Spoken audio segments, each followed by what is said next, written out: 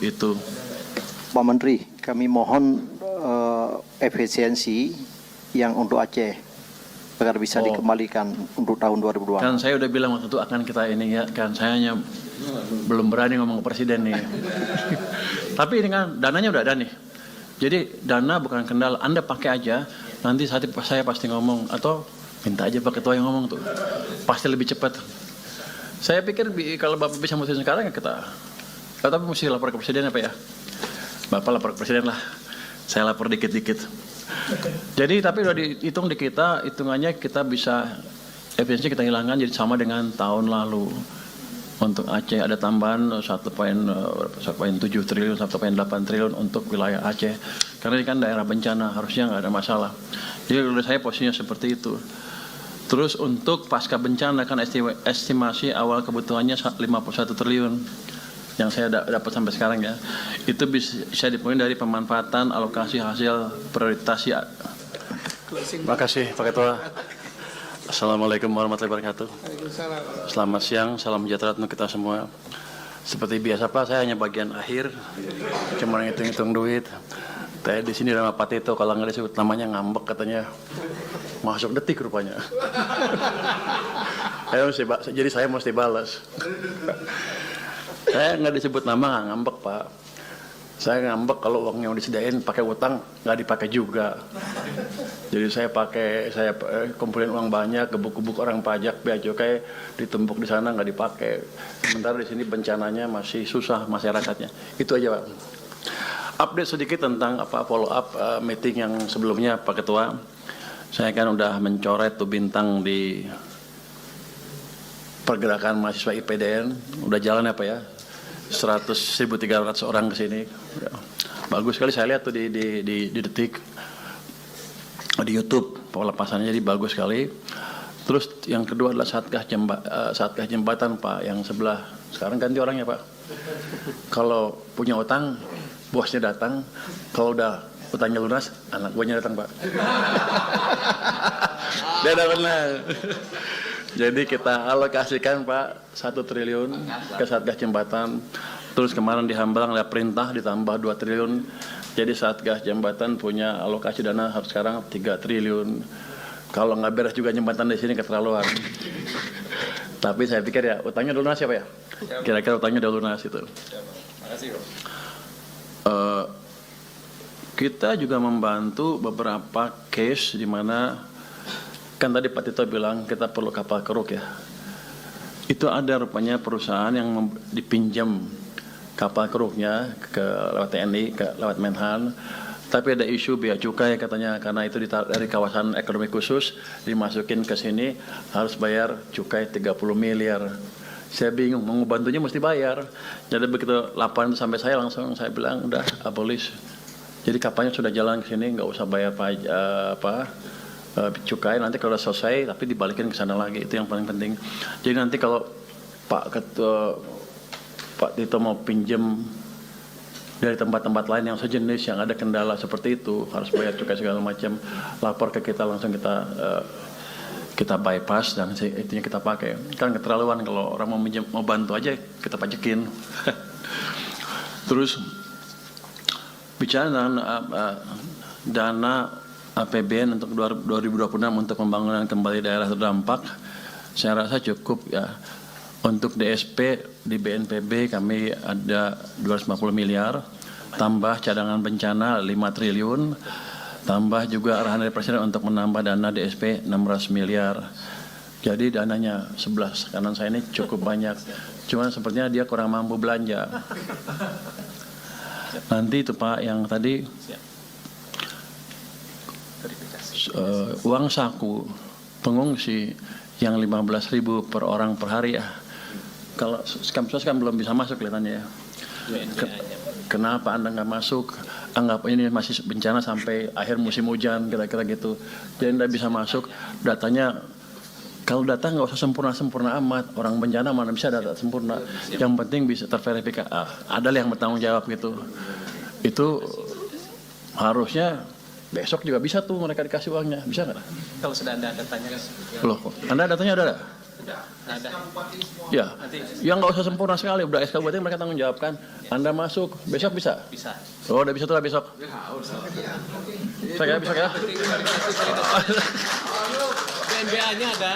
BNBA-nya Oh, ada. Kalau nggak selesai tunggu data sempurna sampai kapan? Nggak ada data yang sempurna itu. Betul, Pak. Kita buat data itu aja, data sen bertahun-tahun, data pendudukan bertahun-tahun, nggak ada sempurna. Data beras aja nggak sempurna. Nggak ada yang sempurna. Saya pikir ambil resiko aja. Kan Anda yang beresiko, saya nggak. Pak Menko, sama satu lagi, syarat salur tadi, syarat salur. Oh, syarat salur. Syarat salur. Syarat Tidak salur. terlalu ribet biar percepatan pembangunan di daerahnya. Kita lebih maju lagi, Pak. Karena ini keuangan, Pak. Cepat pokoknya. PMK relaksasi penyaluran dan penggunaan transfer ke daerah itu daerah terdampak ya. Itu PMK nomor 102 2025 untuk ini tanpa syarat, Pak. Nggak ada syarat lagi jadi, Pak. Jadi aman. Jadi PMK-nya udah ada. Jadi makanya tanggal 2 Januari kemarin ke sini sudah ditransfer penuh. Misalnya ke Tamiang tadi seperti Pak Tito bilang, kita transfer 47 miliar, Pak. Tapi mereka punya di rekening mereka 132, sehingga mereka punya cash 160. Dari situ sih Tamiang tuh nggak ada kendala uang sebetulnya. Saya nggak tahu kenapa mereka nggak berani belanja, Pak. Tekan juga mereka, Pak. Kalau itu suruh belanja aja duitnya. Mau ngumpulin bunga, nanti ada yang periksa loh. Itu Pak, Mas Pur, itu karena petugasnya yang terdampak, Atau pegawainya Ya. semua terdampak. Jadi kita backup dengan pegawai Kemendagri 100 orang di sana. Ya, Untuk poin saya salah adalah satunya. uang bukan masalah utama sebetulnya. Tapi kami kirim ke semua daerah di Aceh ya. Tanggal 2 tuh udah kita kirim semua. Provinsi 147 miliar, Aceh Barat 50 dan lain-lain. Tamiang seperti saya bilang tadi, sampai kota Subulus Salam itu 20 miliar ya. Kita sudah kirim di bulan Januari itu untuk Aceh saja 1,279 triliun. Jadi mereka cukup cash untuk gerak lah kalau mau. Tapi sepertinya kendalanya bukan cash aja. Seperti tadi administrasi yang tadi membuat mereka lambat juga. Jadi nggak masalah itu untuk cash. Ini jadi sekarang setiap bulan tuh setiap awal bulan kita kirim ke daerahnya langsung tanpa permintaan ya. Tanpa surat permintaan kita kirim sesuai dengan data setahun sebelumnya. Dari situ kita prediksi. Jadi mereka nggak akan ada kekurangan dana untuk itu. Pak Menteri, kami mohon efisiensi yang untuk Aceh agar bisa dikembalikan untuk tahun 2020. Kan saya udah bilang waktu itu akan kita ini ya, kan saya hanya belum berani ngomong ke presiden nih. Tapi ini kan dananya udah ada nih. Jadi dana bukan kendala, Anda pakai aja, nanti saya pasti ngomong, atau minta aja Pak Ketua yang ngomong tuh. Pasti lebih cepat. Saya pikir kalau Bapak bisa mutusin sekarang ya kita. Tapi mesti lapor ke presiden apa ya? Bapak lapor ke presiden lah. Saya lapor dikit-dikit. Jadi tapi udah dihitung di kita, hitungannya kita bisa efisiensi kita hilangkan jadi sama dengan tahun lalu. Untuk Aceh ada tambahan 1,7 triliun, 1,8 triliun untuk wilayah Aceh. Karena ini kan daerah bencana, harusnya nggak ada masalah. Jadi menurut saya posisinya seperti itu. Terus untuk pasca bencana kan estimasi awal kebutuhannya 51 triliun. Yang saya dapat sampai sekarang ya. Itu bisa dipenuhi dari pemanfaatan alokasi hasil prioritasi APBN itu sekitar 50 triliun lebih. Itu uang-uang yang untuk rapat-rapat nggak jelas saya bilang dulu.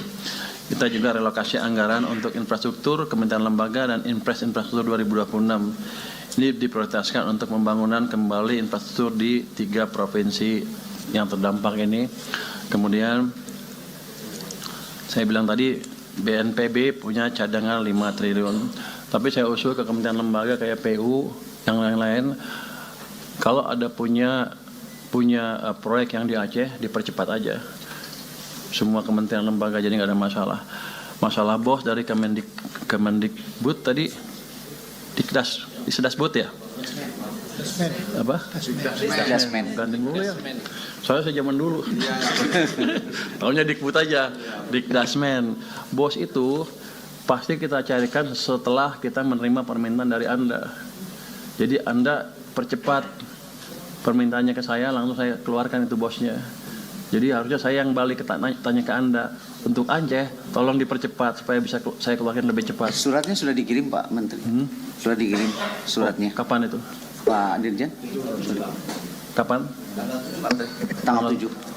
Tanggal 7? Betul Pak. Tanggal 7 ada Pak? Ya, 2 hari yang lalu. Oh, harusnya tanggal 31 Desember, Menteri. tanggal 2 saya keluarin. Pak Menteri, Kalau gitu Anda boleh protes. Kalau Bentar. sekarang masih baru, masih. yang diusulkan itu efisiensi yang transfer ke Aceh, TKD. yang TKD. Ya. Jadi permohonan untuk Tidak dipotong seperti wilayah lain. Oke. Itu kan potongnya cukup besar. Anda kena berapa rata-rata? 30, 40%?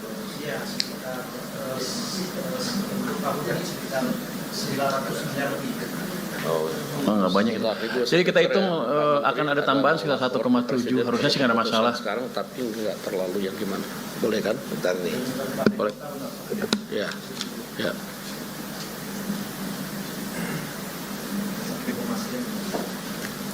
Bentar.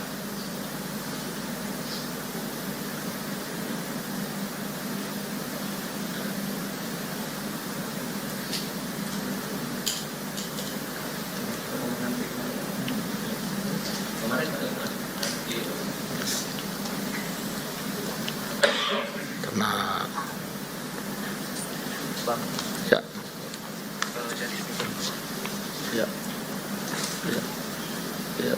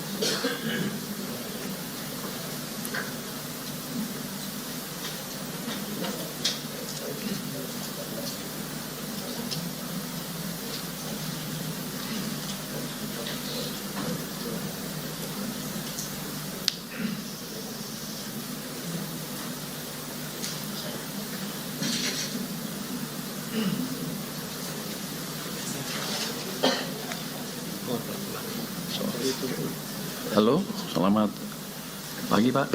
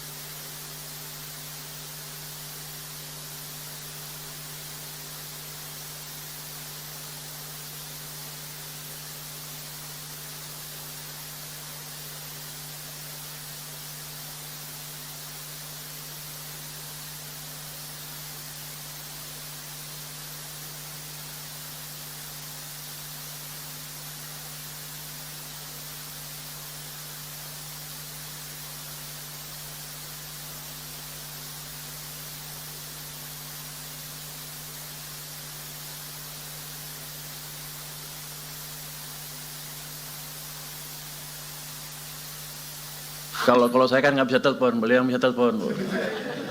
Pak Ketua, saya nanya tadi, Bapak minta persetujuan sama pemerintah. Kayaknya minta persetujuan, jadi clear. Jadi untuk tahun ini anggaran Anda akan penuh seperti tahun lalu, nggak dipotong.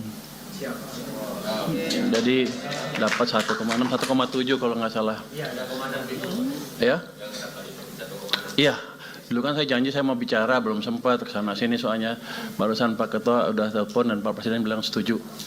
Jadi aman Anda semuanya. Ini tindak lanjut rapat kemarin ya, yang saya lalai baru Pak Ketua yang menjalankan. Terima kasih Pak Ketua. Tapi udah kita hitung semuanya secara anggaran bisa, nggak ada masalah. Terus saya mungkin bicara sedikit Pak tentang ini. Kepres Satgas Percepatan Rehabilitasi. Ini saya cuma mau bacakan sedikit mekanismenya karena banyak yang bingung, saya juga bingung sebetulnya awalnya. Yang saya perlu bacakan di sini, mekanisme kerjanya adalah usulan dari masing-masing bidang disampaikan ketua bidang kepada ketua tim pelaksana. Nanti ketua tim pelaksana menyampaikan usulan kepada ketua tim pengarah untuk ditetapkan. Agak bertele-tele juga ya, tapi kayaknya begini ini prosedurnya ya. Terus anggaran pelaksanaan tugas Satgas diusulkan oleh ketua tim pelaksana dan pimpinan KL terkait kepada Menteri Keuangan sesuai ketentuan perundang-undangan ya.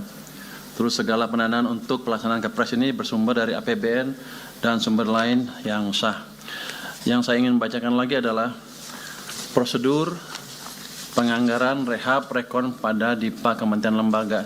Ini beda dengan punya Anda ya, Anda belanja langsung aja. Siap. Yang tadi besok bisa ya?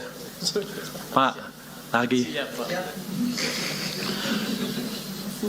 Sesuai Kepres nomor 1 2026 tentang Satuan Tugas Percepatan Rehabilitasi dan Rekonstruksi Pasca Bencana Alam di Provinsi Aceh, Provinsi Sumatera Utara, dan Provinsi Sumatera Barat, Kemenko PMK bertindak sebagai Ketua Tim Pengarah Satuan Tugas dan Mendagri sebagai Ketua Tim Pelaksana untuk harmonisasi program bagi kementerian lembaga yang akan menyalurkan bantuan. Yang kedua, berdasarkan program dan rencana kerja anggaran yang telah mendapat persetujuan Satgas, KL yang mendapatkan penugasan menyampaikan usulan anggaran kepada Menkyu. Jadi sana terus sini Pak.